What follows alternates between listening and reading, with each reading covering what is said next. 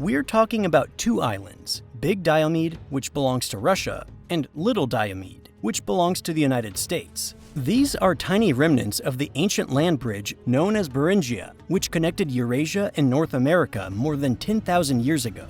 The Diomede Islands have a truly unique location. They lie in the Bering Strait at the junction of two seas, the Chukchi Sea to the north and the Bering Sea to the south. Although the distance between them is only about 2.5 miles, the international dateline, the boundary between time zones, runs right between the two. So when it's already tomorrow on Big Diomede, it's still yesterday on Little Diomede. Because of this, they're sometimes called Tomorrow Island and Yesterday Island.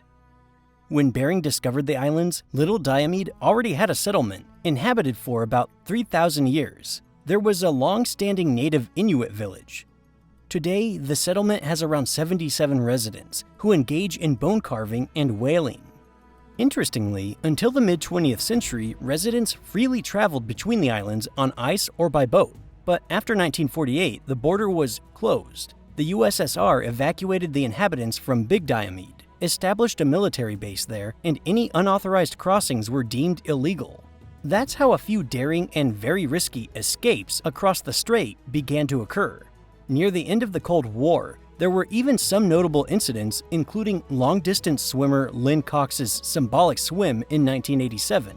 Since 1989, there's been an agreement allowing visa-free visits for certain indigenous residents of the Bering Strait region, but only with prior approval and through designated checkpoints. So there's no free crossing from island to island, and Big Diomede on the Russian side remains a closed border zone with no permanent residents.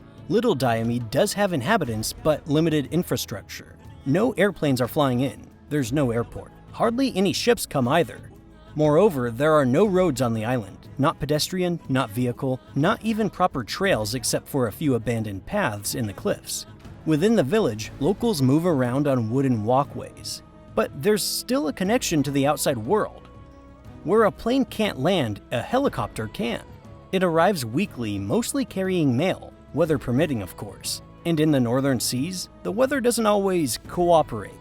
Moreover, once a year, usually in summer, a barge arrives bringing supplies, materials, and essentials. And that's about it. According to some travel guides, if a visitor manages to get there by private boat, there's a $50 fee to step ashore.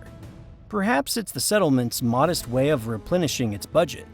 It seems that the locals are unfazed by their remoteness, having adapted over centuries. Unfortunately, the inhabitants of our next remote destination weren't as lucky in adapting to their isolation.